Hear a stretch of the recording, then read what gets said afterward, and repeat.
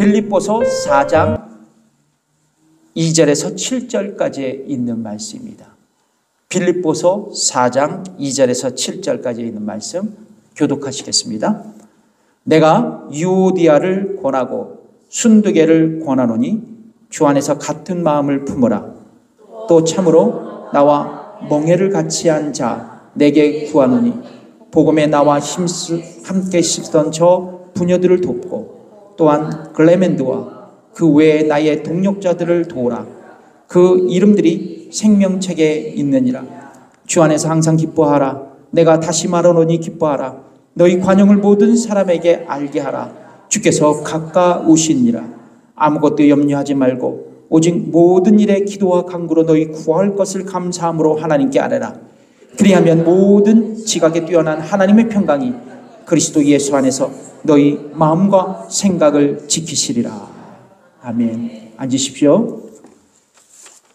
오늘 본문의 말씀으로 기쁨으로 살아가는 인생살이라는 제목으로 여러분과 함께 은혜를 나누겠습니다. 따라해 보실까요? 기쁨으로 살아가는 인생살이. 예. 우리가 인생을 살아가면서 경험하는 보편적인 현상이 있습니다. 바로 희노애락이라고 합니다. 잘 아시죠? 희노애락. 그 희노애락 중에 슬픔에 대한 이야기를 여러분과 함께 오늘 나누기를 원합니다. 우리는 나의 짧은 인생살이에서 매일 한 조각의 슬픔을 삼키며 살아갑니다. 여러분 동의하십니까? 예. 성경에 보면 인성을 가지신 예수님도 친구 나사로의 죽음 앞에 슬퍼하며 눈물을 흘리셨습니다. 또 아들들의 음모로 요셉을 잃어버리고 아버지 야곱이 슬퍼했습니다. 친구 요나단의 죽음 앞에 다윗은 슬퍼했습니다.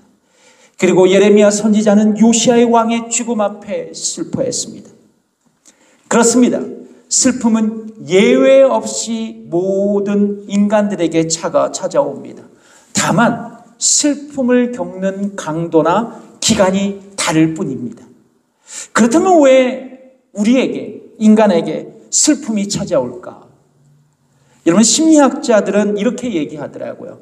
내가 아주 중요하게 생각했던 사람이나 그리고 성취하려고 했던 꿈, 더 나아가서 내가 붙들고 싶은 기회가 상실되었을 때, 뭐 되었을 때? 상실되었을 때, 잃어버렸을 때 직면하는 인간의 정상적인 반응이 바로 슬픔이라고 정의하고 있습니다. 그러니까 옆분과 인사하겠습니다. 슬픔은 나쁜 것이 아닙니다. 슬픔은 인간의 정상적인 반응입니다. 자, 여러분, 슬프다고 진짜 슬퍼하지 마세요. 원래 우리가 생겨먹은 대로 그냥 슬퍼하는 겁니다. 네, 심리학자들은 이 슬픔의 원인에 대해서 이렇게 얘기하더라고요. 왜 그러면 슬픔이 오는가? 죽음으로 인하여 사랑하는 사람을 먼저 저 세상으로 떠나보냈을 때, 이때가 인간이 가장 슬플 때라고 얘기합니다. 사랑하는 사람을 먼저 저 세상으로 보냈을 때, 또 나이가 들어서 자신의 일터에서 퇴직했을 때, 여러분 이해 가시나요? 또 사업, 학교 진학, 그리고 비전, 그러니까 자기 발전에 관한 기회가 상실되었을 때, 또 육체적인 건강을 잃어버리고 살아갈 때, 그리고 사랑하는 자녀들이 성인이 되어서 집에서는 왁작지껄하고 살았는데 모두가 성인이 돼서 집을 떠나갔을 때, 맨날 그러잖아요. 애들 왁작할 때 아이고 저 녀석도 언제 나가나 그렇게 생각하지만 막상 나가면 그냥 홍 하잖아요. 홍 하잖아요. 요즘 저희 집이 그럽니다. 홍 합니다. 그냥 애들이 다 나가고 커 보여요. 네, 맞습니다. 그리고 가까운 인간관계가 상실되었을 때 말이죠. 그리고 나의 그 반려동물이잖아요. 펫이 죽었을 때 얼마나 슬픕니까? 또 자신의 소유, 자신의 지위가 상실되었을 때 우리는 슬픔을 경험하게 된다라고 심리학자들은 얘기하고 있어요. 결론적으로 우리가 경험하는 모든 슬픔의 원인은 바로 상실감입니다. 잃어버리는 거예요. 그래서 슬픔은 곧 상실감에서 시작합니다. 요즘 여러분 슬프십니까? 그러면 여러분은 무엇인가 지금 잃어버리고 살아간다는 거예요. 상실하고 상실감을 갖고 살아가신다는 것입니다. 그것이 나의 건강일 수도 있어요. 그리고 인간관계일 수도 있습니다. 그리고 경제적인 상황일 수도 있어요. 뭔가 잃어버리고 살아가시기 때문에 여러분은 슬퍼하시는 거예요. 중요한 것은 이겁니다. 슬픔은 인간에게 긍정적인 영향과 부정적인 영향을 미칠 수 있다는 거예요. 여러분 먼저 긍정적인 영향을 한번 얘기해 볼까요? 예를 들면 이 슬픔의 긍정적인 영향을 제가 생각하면서 눈물이라고 생각해요. 눈물. 여러분 보통 우리가 슬프면 뭐 해요? 여러분 드라마 보다가도 눈물 흘리죠? 요즘 아줌마들 드라마 한번 보면 막 눈물을 확 흘려요. 왜 흘리는지 모르겠어. 근데 여러분 눈물을 흘리면 왠지 나의 마음이 시원한 느낌이 나지 않습니까? 눈물을 확 속상한 일이 일어나서 눈물을 확 흘리면 그 다음에 마음이 시원해져요. 그게 뭐냐면 눈물은 인간에게 정화 효과를 가져다 주기 때문에 그래요. 그래서 눈물을 흘리면 시원합니다. 스트레스가 풀린다는 거예요. 그러나 여러분 대부분 인간에게 슬픔은요. 신체적, 정서적, 그리고 사회적, 영적으로 적지 않는 부정적인 영향을 준다고 학자들은 얘기해요. 먼저 신체적으로 슬픔을 경험한 사람들은요. 뭐냐면 슬픔에 가득 차면 우리의 면역 체계가 막 무너진대요. 그러니까 인간에게 중요한 게 면역력이잖아요. 그래서 온갖 질병의 무방비 상태가 된대요. 그러면 어떻게 되느냐? 예를 들면 염증이 자주 발생한대. 염증. 인간에게 만병의 원인이 뭔지 아세요? 염증이에요. 그래서 우리가 염증을 잘 관리해야 건강한 삶을 살아갈 수 있어요. 특별히 우리 시니어 되시는 우리 권사님, 장로님 다 이 염증 관리를 잘 하셔야 돼요. 그러지 않기 위해서는 뭐예요? 슬퍼하지 않아야 된다는 거예요. 슬픔을 방지해야 된다는 거죠. 또 뭐예요? 정서적으로 슬픔은요.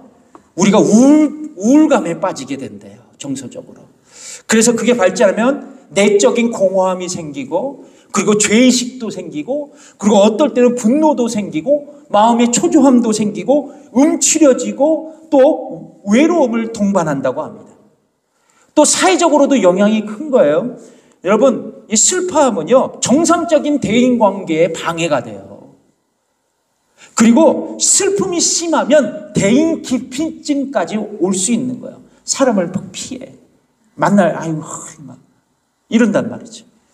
영적으로는 뭐냐? 이런 얘기를 해요. 하나님 왜 나에게만 이런 슬픔을 허락하셨는지요? 라고 신앙의 의문을 긋고 그 자리에서 좌절합니다. 결론적으로요, 여러분 이런 슬픔이 인간에게 장기적으로 지속되면 전인격적으로 인간에게 고통을 가져다 줄 수 있다는 거예요. 그래서 슬픔은 우리에게 커다란 고통과 아픔이 되는 겁니다. 그래서 여러분 슬픔 극복 전문가가 얘기하는데요. 이 슬픔을 극복하기 위해서 세 가지를 우리에게 조언해 주고 있습니다. 첫 번째는 뭐냐면 슬픔의 현실을 받아들이라는 거예요. 따라해 봅시다. 슬픔의 현실을 받아들이라. 겉으로 어떤 분은 그래요. 분명히 저 사람 슬픈데 겉으로는 나는 괜찮다고 괜찮아. 그러지 말라는 거예요. 슬픔을 당했으면 슬픔을 밖으로 표출하는 게 더 낫다라는 거예요. 그러니까 여러분 슬프면 옆분에게 가서 애교를 싹 부리시면서 나 슬퍼. 한번 따라해 보겠습니다. 나 슬퍼. 슬픔을 표현하라는 거예요. 자, 두 번째는 뭐냐면 다른 사람들을 받아들이라고 말합니다. 이 얘기는 뭐냐면 슬픔 때문에 사람을 피하고 세상으로부터 숨는 것보다는 슬픔의 과정을 극복할 수 있도록 다른 사람의 도움을 받으라는 얘기예요. 그러니까 여러분 슬프면 자주 연락해 우리 성도들한테. 같이 만나서 식사하자고 말이죠. 적극적으로 그 사람에게 말을 하면서 도움을 요청할 수 있어야 돼요. 세 번째, 현재에 집중하라고 제안합니다. 현재에 집중하라고. 여러분, 슬픔은 어디서부터 와요? 상실감에서부터 온다고 얘기했죠? 그래서 여러분, 슬픔을 극복하기 위해서는 뭐냐면 현재 남아있는 것에 대해서 내가 성실할 수 있어야 돼요. 현재 내게 남아있는 사람에 대해서, 현재 내게 남은 건강에 대해서, 내게 남은 시간에 대해서, 내게 남은 인간관계에 대해서 성실하게 살아갈 때 슬픔을 극복할 수 있어요. 자, 이거는 세상적인 조언입니다. 성경에서는 이 슬픔을 극복하기 위해서 우리에게 어떤 처방을 내리고 있는가? 이게 중요해요. 그렇죠? 오늘 빌립보서 4장 4절의 말씀입니다. 같이 읽어보겠습니다. 시작. 주 안에서 항상 기뻐하라. 내가 다시 말하노니 기뻐하라. 그러니까 성경은 너희가 슬퍼하느냐? 그러면 너희는 주 안에서 항상 기뻐하라고 말씀합니다. 한번 따라해 보실까요? 주 안에서 항상 기뻐하라. 다시 한번 주 안에서 항상 기뻐하라. 아멘. 사도 바울은요, 빌립보서를 쓸 당시 어디에 있었어요? 로마 감옥에 있었습니다. 여러분, 감옥에 갇히면 정상적인 사람도 여러분 비정상적인 사람이 돼요. 저는 감옥에 안 가봤지만 감옥에 간 분들 얘기를 들어보면 이제 감옥에 들어가기 전에 모든 신체 검사를 하거든요. 옷 빨개 벗고 들어가서 모든 검사해요. 수치심을 그렇게 당하는데 막 감옥에 들어가서 그 과정부터 들어가는 그 날까지 생각하면 정상적인 사람도 미쳐 돌아간대요. 사도 바울은요, 그 당시 로마 감옥에 갇혀 있었어요. 그런데 바울은 이 슬픔과 고독으로 찬 수감 생활에서 오히려 예수님을 의지했더니 항상 기뻐할 수 있었다는 경험을 지금 빌립보 교회 성도들에게 말하고 있습니다.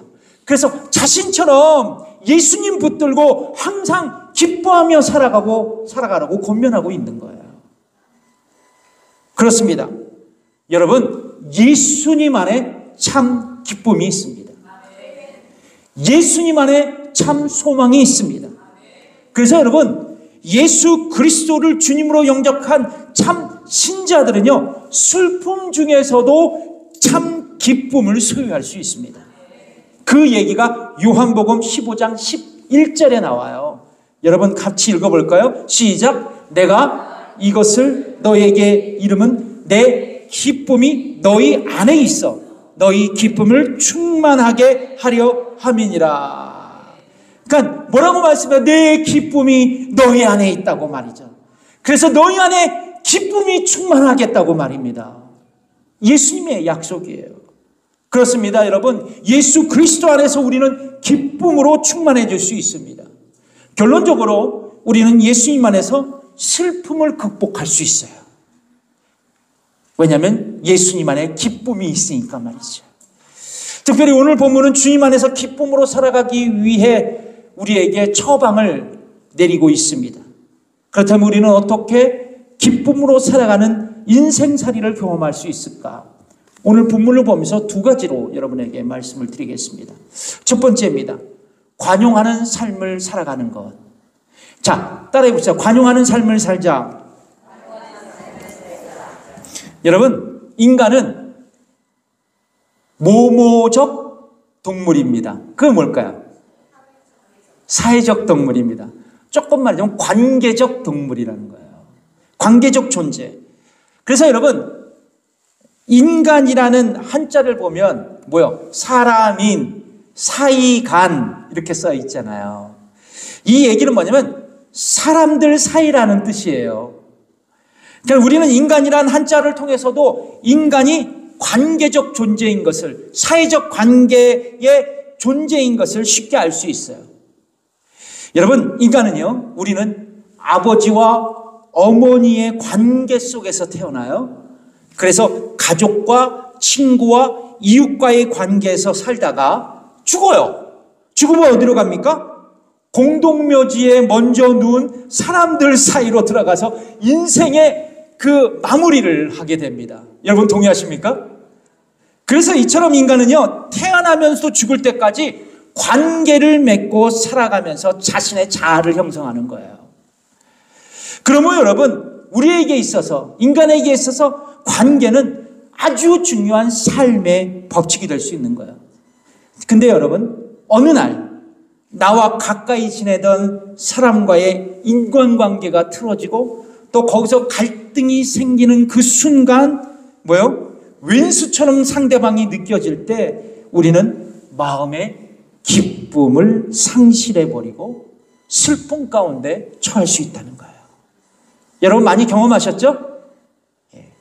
한 걸음 더 나아가서 한때 교환해서 서로 사랑하고 섬겼던 성도들이 갈등하면서 서로의 얼굴을 피하고 그렇게 될 때 그 교회도 기쁨을 잃어버리고 교회의 하나됨이 무너지게 되는 거예요. 그러니까 여러분, 기쁨이 상실되는 가장 큰 중요한 원인은 뭐냐면 관계의 상실이라는 거예요. 그것은 개인도 물론이거니와 교회도 안 좋은 부정적인 영향을 미칠 수 있다. 바로 이런 문제가 빌립보 교회에서도 일어났다는 거예요. 빌립보서 4장 2절의 말씀을 같이 읽어볼까요? 시작. 내가 유오디아를 권하고 순두개를 권하노니 주 안에서 같은 마음을 품으라. 이 구절에서 유오디아와 순두개는 아마도 빌립보 교회에서 바울 사도를 도와서 복음을 전했던 여자 평신도 리더였을 겁니다. 아마도 사도 바울이 오늘 본문 3절에서 복음에 나와 힘쓰던 저 부녀들을 돕고 이 말씀을 하거든요. 바로 그 부녀들이 바로 유오디아와 순두개일 것이다 라고 저는 생각해요. 그런데요, 이 바울은 오늘 빌립보 교회의 두 분의 권사님, 유오디아 권사님, 순두개 권사님, 이분들에게 주 안에서 같은 마음을 품으라고 얘기합니다. 같은 마음을 품으래요. 결론적으로 어떤 이유로 갈등하는지 모르겠지만 이 두 여인이 서로 갈등하면서 등을 지게 되고 그래서 마침내 이것이 빌립보 교회의 교회 문제로 이제 이슈화가 되었다라는 거예요. 이런 상황 가운데 바울은 빌립보 교회를 향해서 이렇게 권면합니다. 빌립보서 4장 5절에 있는 말씀을 읽어볼게요. 시작. 너희 관용을 모든 사람에게 알게 하라. 주께서 가까우시니라.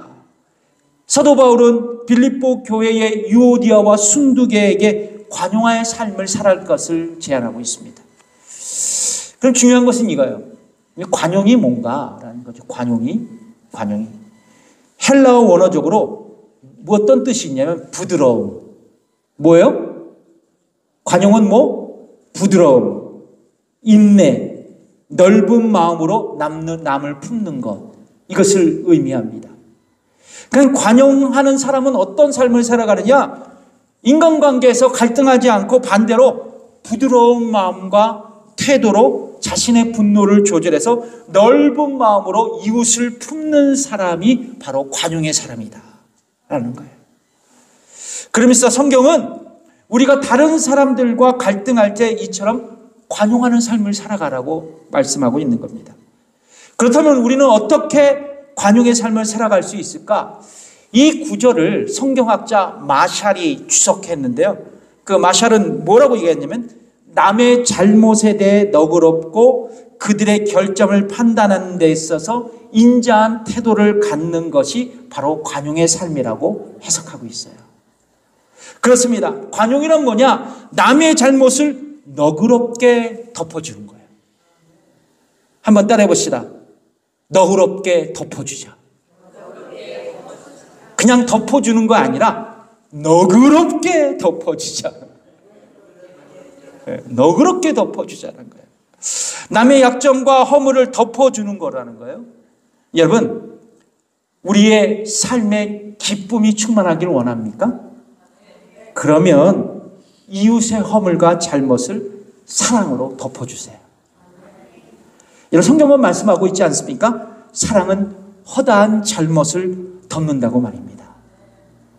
자, 흥미로운 것은 우리가 모든 사람에게 관용의 삶을 살아가야 할 이유를 사도 바울은 이어서 얘기하고 있거든요. 5절을 다시 한번 읽어볼게요. 시작. 너희 관용을 모든 사람에게 알게 하라. 주께서 가까우시니라. 그러니까 여러분, 주께서 이 땅에서 재림하실 그때 우리의 인생을 결산하시는 거예요. 여러분 믿으십니까? 결산하실 때가 오는 거예요.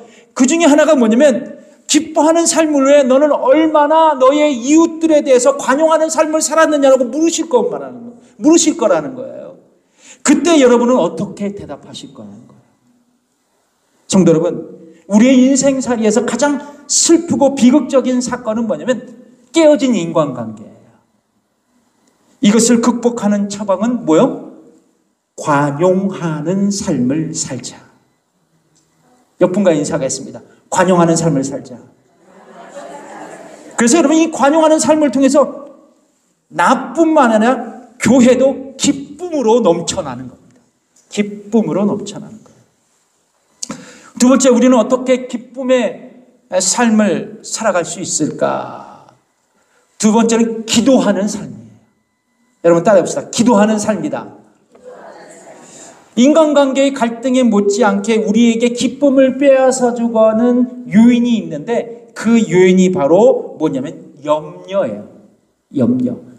그러니까 염려가 오면 슬퍼져요. 기쁨이 사라집니다.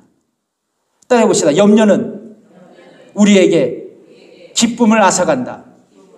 도리어 슬픔이 온다. 네. 여러분, 왜 염려하세요? 왜 염려하세요? 왜 걱정하십니까? 두 가지 이유가 있어요. 하나는 뭐냐면 어떤 위협이나 위험한 상황에 놓여 있을 때 우리는 염려합니다. 그렇죠? 위험한 상황이나 위험한 일이 있을 때 우리는 그 위기 앞에 염려해요. 두 번째는 뭐냐면 아주 사소한 위협을 받거나 위험한 상황이 발생하지도 않았는데도 염려하고 조급해하는 것. 그러니까 미리 생기지도 않은 일인데 앞날을 염려하고 걱정하는 것. 예. 보통 이제 성격이 예민한 분들은 이런 일들을 많이 하죠. 두 가지 중에 어떤 일이 많이 있는가요? 어떻게 우리가 염려할까요? 어떤 것을 많이 염려하는 거예요? 첫 번째, 두 번째. 첫 번째, 두 번째. 여러분 다 두 번째라 그러셨죠? 예. 그러니까 여러분 아직도 발생하지도 않는데 염려하고 걱정하는 게 우리의 염려 제목이에요. 그래서 여러분 우리가 염려하는 중 대부분은 쓸데없는 것으로 앞으로 일어나지도 않았는데 쓸데없는 것으로 우리가 고민하고 있다는 거예요. 그 심리학자 어니 젤렌스키라는 분이요. 여러분 염려의 증상을 분석하면서 이런 흥미로운 말을 했어요. 우리는 염려하는 40%는 절대 현실에서 일어나지 않는다. 그러니까 여러분 우리가 일어나지 않는 일 갖고 우리가 대부분 40%를 염려한다는 거예요. 또한 염려의 30%는 이미 일어나는 일에 대해서 염려하는 것이라고 얘기합니다. 그러니까 과거의 염려를 갖고 지금도 닭다리 잡고 삐약삐약하고 있다는 거예요. 30%가. 그리고 여러분 염려의 22%는 아주 사소한 거래요. 그 염려의 4%는 우리 힘으로 어쩔 수 없이 일어나는 그런 어려움이 있다 그럽니다. 4%만. 그 4%는 우리가 바꿀 수 있는 염려래요. 그러니까 결론적으로 우리에게 다가오는 4%는 진짜 염려거리고 몇 퍼센트요? 96%는 쓸데없는 염려라는 것이 이분의 결론입니다. 이분의 결론이에요. 쓸데없는 것 갖고 염려한다는 거예요. 근데 예수님 이 말씀을 하셨어요. 마태복음 그 산상순설교에서 예수님은 우리에게 이렇게 말씀하셨습니다. 마태복음 6장 27절 읽어볼까요? 시작.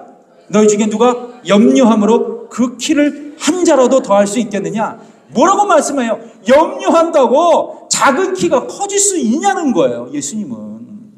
그렇습니다. 성경은 우리가 경험하는 대부분의 세상 염려는 비생산적이고 쓸데없는 것으로 치부하고 있다는 거예요.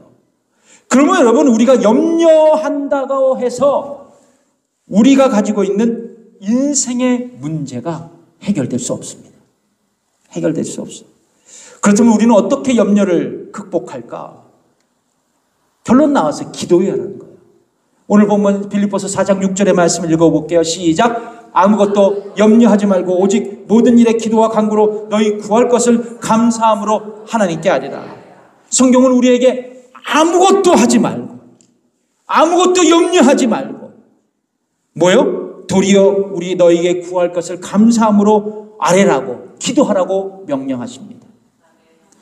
그렇습니다, 여러분. 우리가 염려해봤자 문제가 해결되지 않아요. 그런데 성경은 우리에게 염려 대신 기도의 삶을 살아가라고 우리에게 처방하고 계십니다. 네, 여러분, 빌립보서 4장 6절에 기록된 염려라는 단어를 헬라어로 보면 헬라어 메림나오라고 쓰여져 있어요. 이 말의 의미는 뭐냐면 문제거리로 인식해서 근심하다라는 얘기입니다. 여러분, 빌립보 교회는 두 가지의 문제거리가 있었어요. 그래서 염려하고 있었습니다. 뭐냐? 첫 번째는 자신들이 후원하고 있는 사도 바울이 지금 어디에 갇혀 있어요? 로마 감옥에 갇혀 있는 거예요. 파송 선교사가 로마에 갇혀 있으니까 교회가 근심하게 되고 염려하는 겁니다. 두 번째는 지금 빌립보 교회 교인들이 이 빌립보 지역에서 종교적인 핍박을 받고 있었어요. 자, 그럼에도 불구하고 이 상황을 다 사도 바울은 감옥에서 알고 있었거든요. 그 사도 바울은 빌립보 교회 성도들에게 이런 교회의 염려거리, 문제거리, 그래서 염려하는 이 빌립보 교회 성도들에게 그 염려거리를 중단하고 기도거리로 바꾸라고 지금 말씀하고 있는 거예요. 그러면 여러분, 우리에게 우리의 삶을 사는 동안 염려거리가 찾아오면 더 이상 그것이 염려거리가 될 수 없습니다. 오늘 말씀처럼 기도거리가 돼야 돼요. 따라해 봅시다. 염려거리를 기도거리로 바꾸자. 다시 말해서 염려는 우리의 상황을 변화시키지 못해요.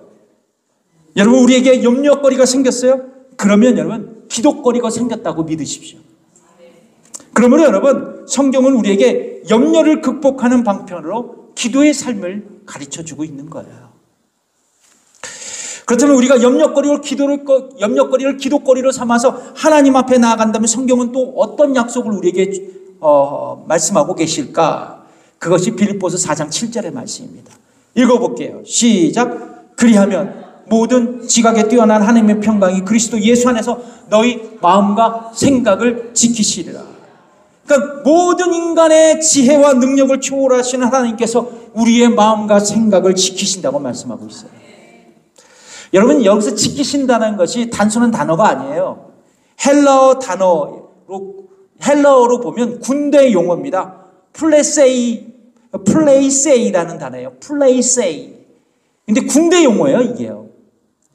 뭐 어떤 뜻을 갖고 있냐면 망을 보다, 감시하다, 지키다라는 뜻입니다. 그러니까 여러분, 하나님은요, 염려 대신 기도하는 성도들에게 여러분 성을 안전하게 지켜두듯이 하나님은 우리의 마음과 생각을 지키신다고 말씀하는 거예요. 성을 든든히 지켜주는 군사들의 초병같이 하나님도 우리의 마음을, 생각을 그렇게 지켜주신다는 겁니다. 여러분, 슬프면 우리의 마음과 생각이 우울해져요. 좌절되어지고 절망되어집니다. 근데 우리의 문제거리를 기도거리로 삼아 나아갈 때 하나님은 우리의 마음과 생각을 지켜주시는 거예요. 슬픔 가운데서 지켜주신 것입니다. 기쁨으로 유지해 주세요. 근데 여기서는 그 기쁨이 아니라 뭐요? 그렇게 나의 마음과 생각을 평강으로 지켜주신다고 말씀하고 있어요. 여러분, 여기서 얘기하는 평강은 단순한 평강이 아닙니다. 이 단어가 헬라어 샬롬이라는 단어예요. 샬롬. 에이레네. 근데요, 이 에이레네를 히브리어로 바꾸면 샬롬이에요. 그러니까 하나님의 샬롬, 하나님의 내적인 평안이 기도하는 성도들에게 임한다는 겁니다.